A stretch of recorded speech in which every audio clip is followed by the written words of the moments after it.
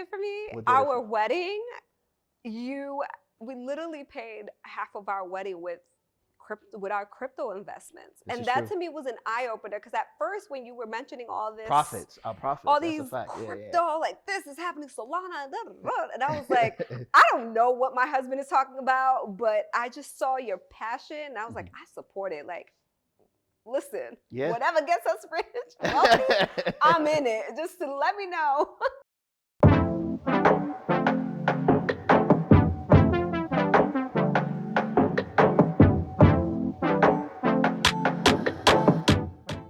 All right, so it's time. We're gonna talk about money. Money.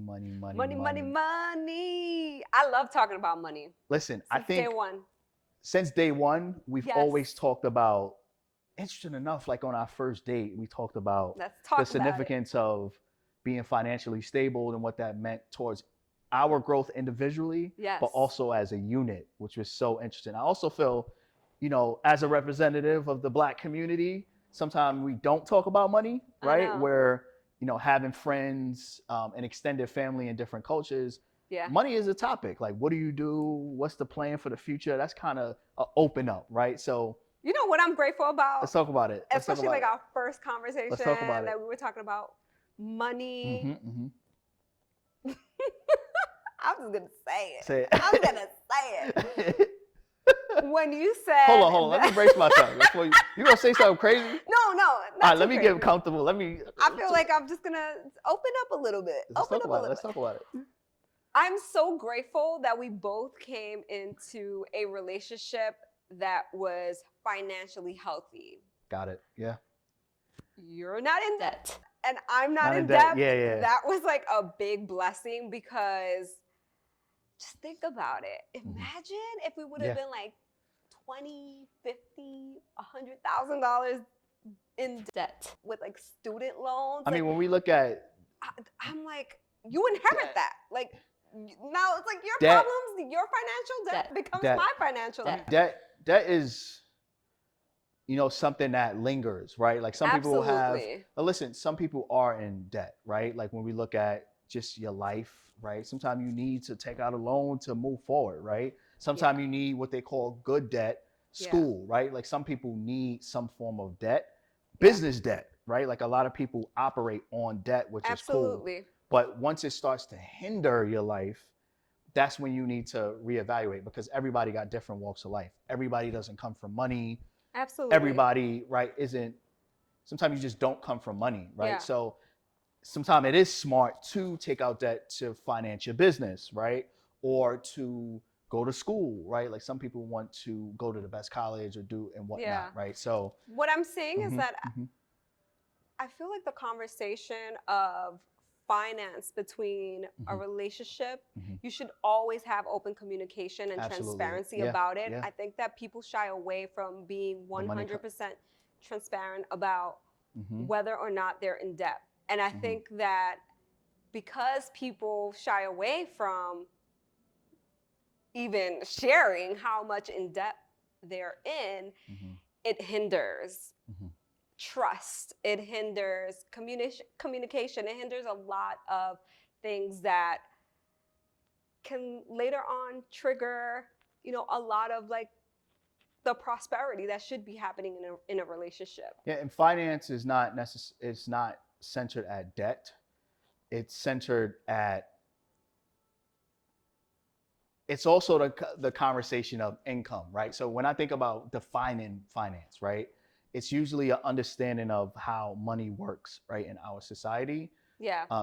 And more extensively, how that's communicated, right, across people, channels, business, right?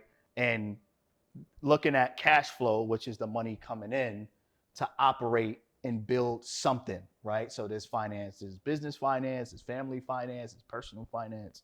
So I think when you and I, we share different philosophies on money, right? Like after it's generated, right? Because we have means of multiple streams of income and means of us making money, but our philosophy on growing money is a little bit different, right? What's your philosophy? So my philosophy is, I have an investor's philosophy, right? So I feel if I have $100 let's just say, just for numbers' sake, 100K is coming in every year. I think, let's just say from a numbers perspective, like we have 100K coming in. Yeah. For me, I believe that 50% of it should be invested, right? That's just my jam, right? So the money that we make, because usually, hopefully you're in a space where the money that's coming in, income, you are generating enough that covers your basic living expenses. What's that? Food and water, shelter, clothes on your back, right? And transportation, right? Like we can't skip out of that. So after that's covered, right? I feel 50% of everything you make should be invested. Now you say invested in what? So my philosophy is 50% of whatever comes in, invested in what? So invested throughout your business, invested in your personal growth. So that's books, right? And then also some form of investment portfolio, right? Whether you're doing blue chip stocks, right? Or, I love crypto, right? So I'm a crypto guy. So been in the space where we've been in the space over 5 years. So that's always been my jam. So 50% of everything you make should cover your basic lifestyle expenses. But then even that's going out, that's travel. And then the other 50% is towards, business, right? Investing in a business. I feel everyone has the potential to own something, right?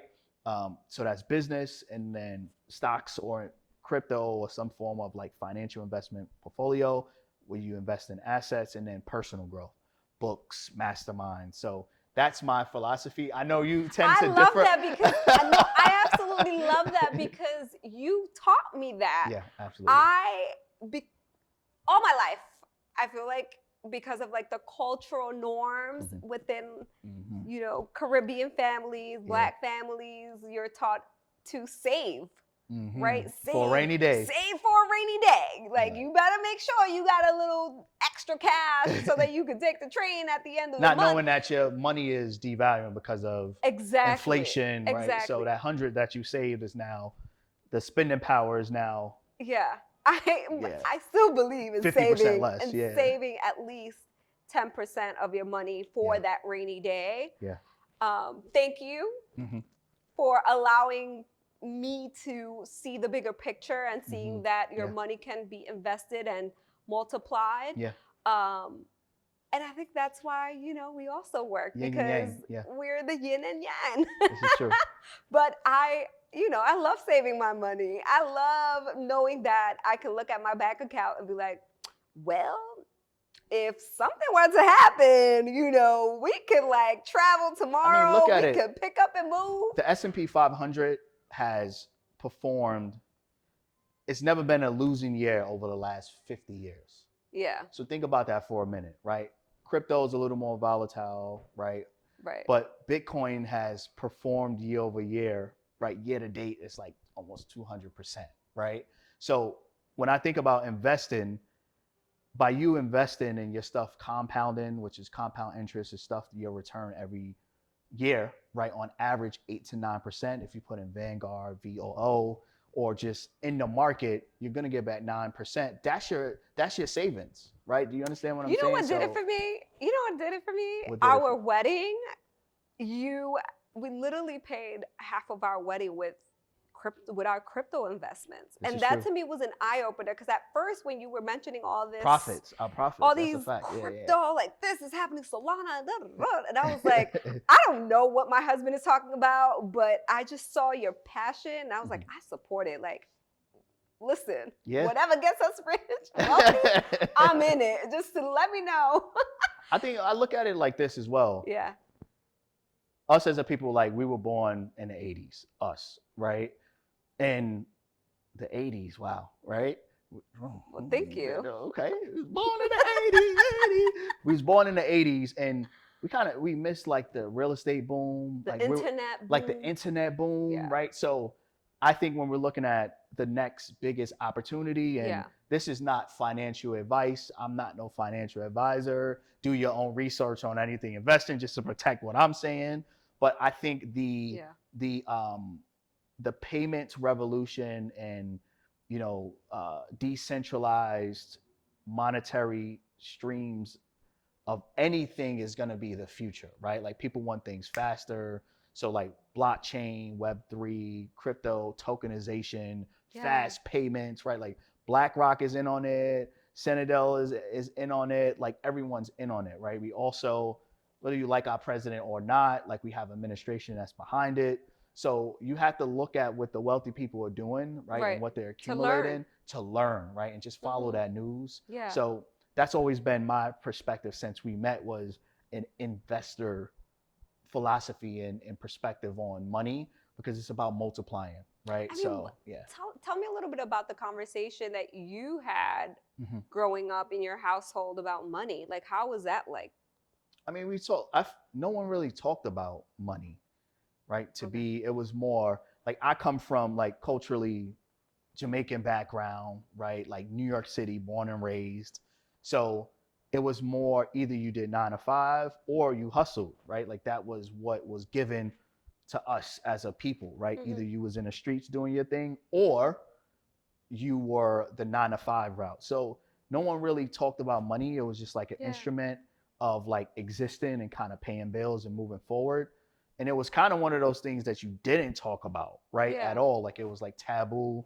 You know, my family has a Christian influence, right? Like a pious, so he was like, "Ooh, don't talk about no money around here," right? So I think when I started to go to business school and learn about money and business and entrepreneurship and finance or accountancy, it was like, and the people I was around of different cultures, money was kind of like the first or second conversation you had with people of other cultures, right? In different classes. So reading a lot of books and kind of extending. And I was like, if I ever get an investment opportunity where I could come in to something low that's going to revolutionize how humans interact with each other, I was going to go all in, right? So, you know, I've seen tech, but I've seen tech kind of fluctuating, and tech is a great investment, tech stocks. But also a layer within tech was, you know, crypto and different technologies, and kind of like at that infancy, where can I catch something pre-IPO or initial ICO, initial coin offering, and just invest. So interesting. Sometimes I wonder, like, if money was a conversation that we had at the table in my household, I wonder if like my life would be different. Like if my siblings' life would be a lot different from what it is. Yeah. Like sometimes I think 3 siblings, like, you know, we could do a business together. Like if we knew about finance and like, you know, the opportunities that you can get even coming together. Transparency, right? Like being real, like, listen, right now I'm making XYZ, right? You're making XYZ.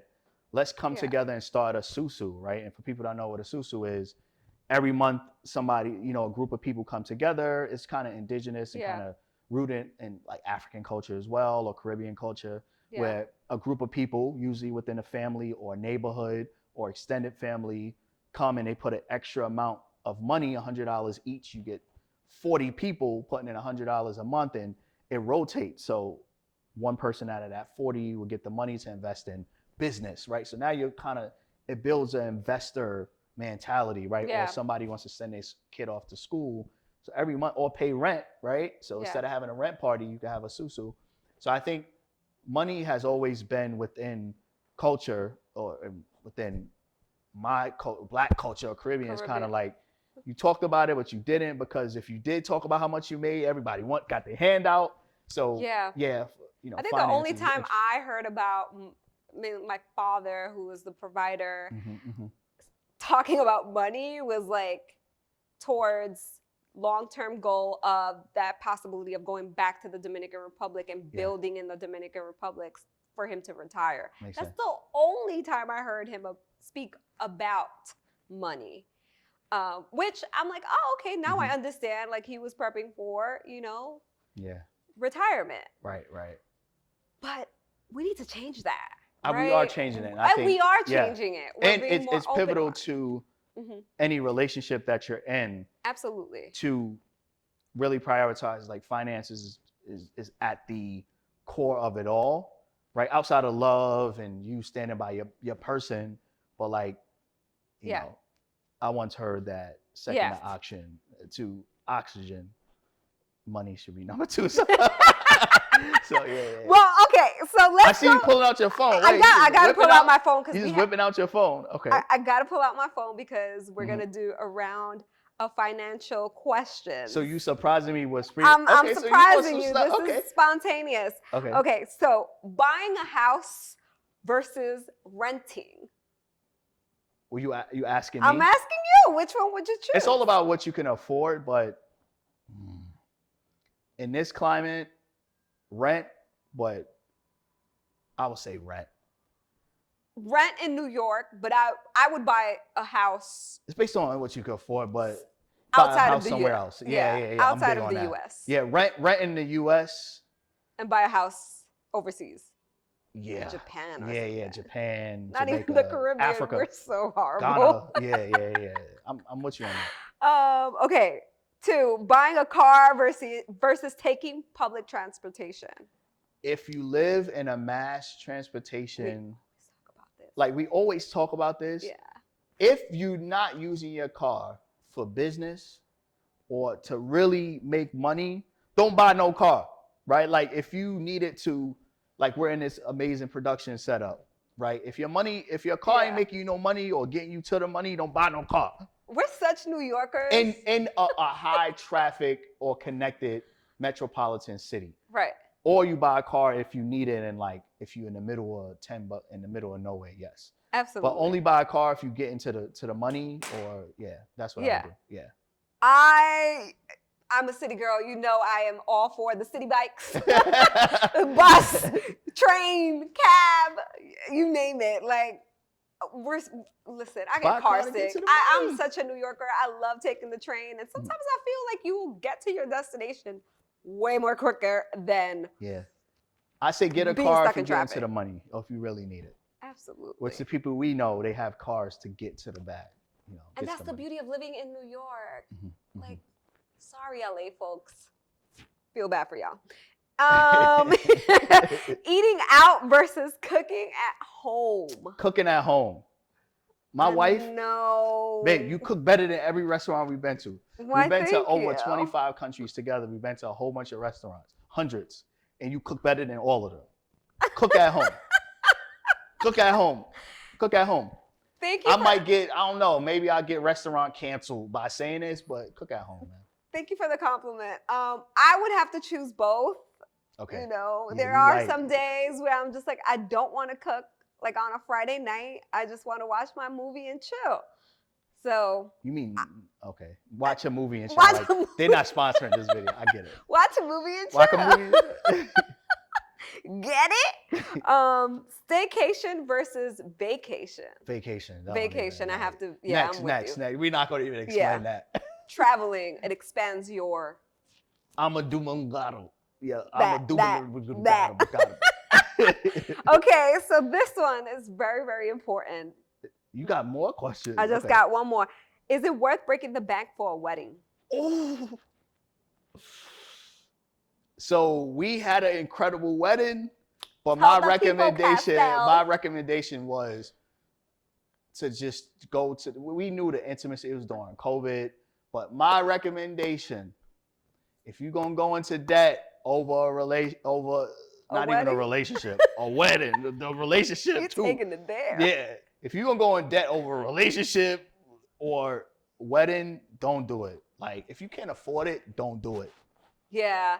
So I have to agree with you on this. There's people who spend hundreds of thousands of dollars on a wedding and then complain about money after when you could have invested that money and been free. Yeah. So if you can't afford a big wedding or you squeezing people's heads to finance your wedding, don't do it. And on top of it, I'm a realist. I like to be a stats. 50% of marriages is going down the drain. You spend $200,000 on a wedding with a person you break up with 5 years later is crazy. That's worst. That's wild ROI, business. return on investment ever. So yeah. Yeah. I agree with you. I think that you could still have a beautiful wedding without. For each his own, though.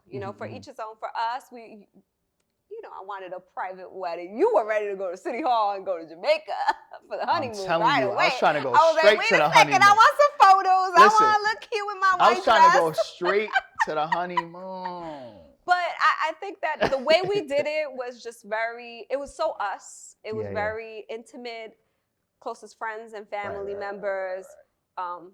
Thankfully, we did not break the bank. Thank God. And we had such a beautiful wedding. Amen. You know, it was really about, you know, the fit. So yeah. And, so pretty all that much good stuff. What we're saying, don't break the bank. Don't break the bank. Don't break the bank. Okay. Don't break the bank. I feel like people could still have a beautiful wedding without breaking the bank and enjoy, you know, traveling afterwards, investing that money into something that will be long